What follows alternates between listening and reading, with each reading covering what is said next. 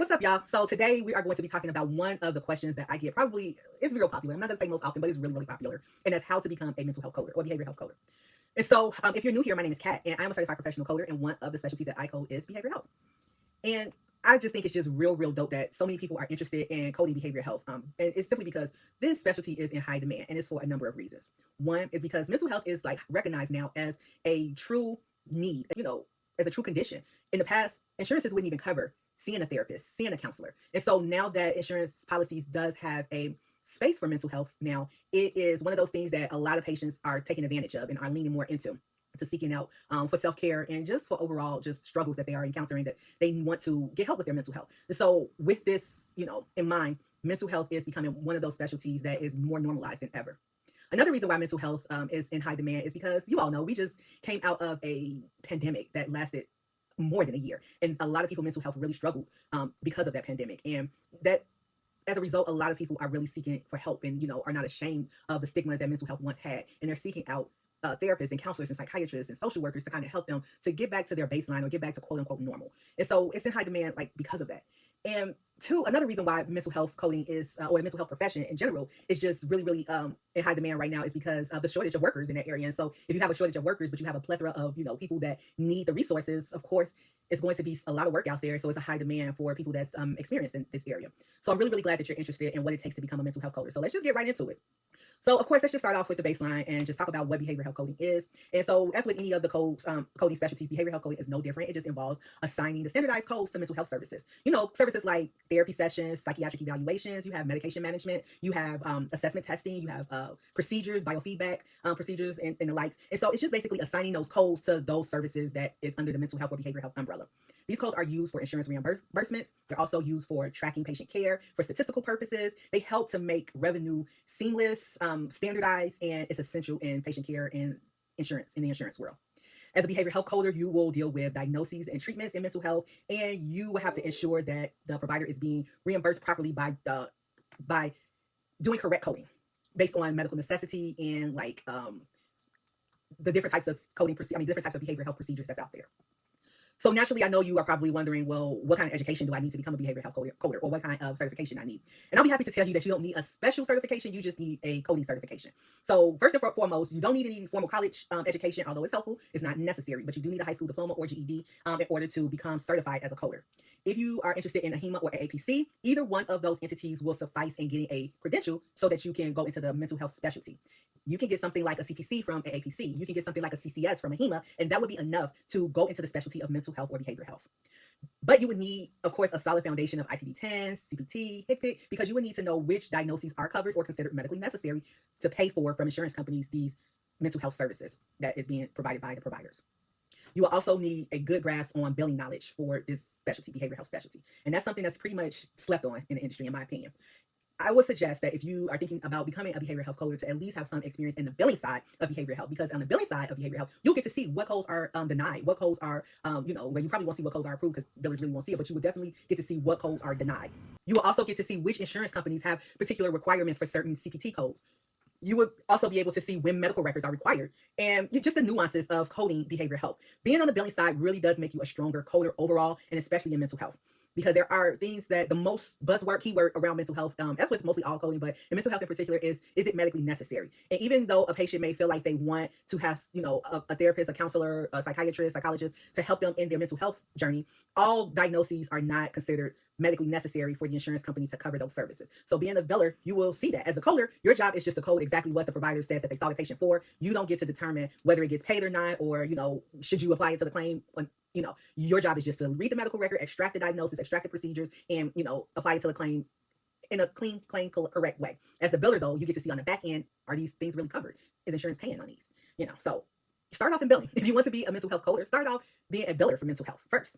But that's just my suggestion. It's so many advantages of being a mental health biller that will help you to be a very strong mental health coder.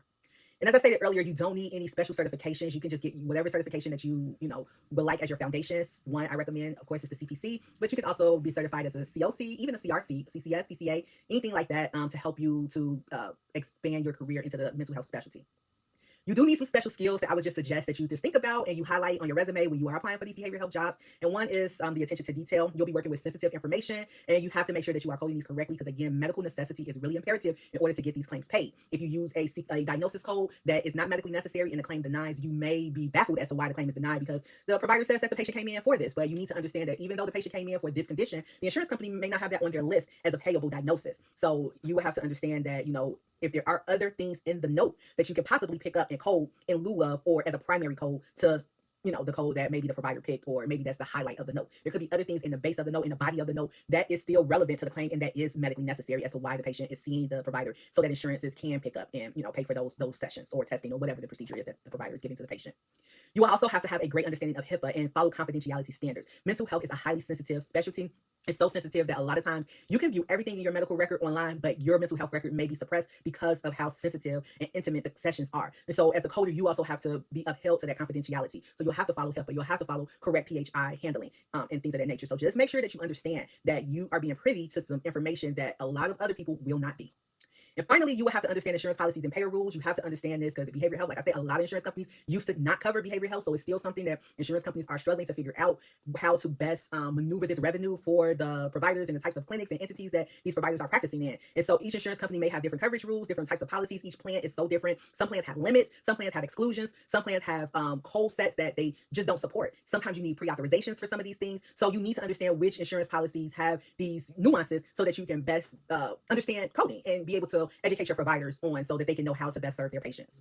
As a behavioral health coder, your primary responsibility will be to accurately code the diagnoses and treatments that is documented in your medical notes. You will more than likely be reviewing mental health records. You will have to identify the services that's being provided, and you will have to collaborate with the mental health providers just to ensure that the documentation matches the codes that they are dropping. Mental health has a lot of time-based codes, and so documentation is really key for correct coding in this specialty. Providers need to document things like who was in the session, the time that the session started, the time that the session ended, what modalities was used in the session, what's the plan of treatment for the sessions. So you will have to make sure that you understand the documentation requirements so that you can code accurately, because mental health codes and mental health specialty does kind of get dinged a lot for providing medical records. And so if you already have these things documented appropriately, then it will be easier for you to just submit the medical records whenever it's requested. And you will have to query your provider less often if they understand the documentation requirements to help you to extract or to verify the correct codes. So what does a career path look like for a behavioral health coder?